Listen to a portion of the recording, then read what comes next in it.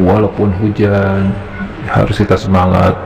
Contohnya sepasang suami istri ini berjualan menyebut rezeki, walaupun hujan dia tetap bersemangat ya sobat GC Channel.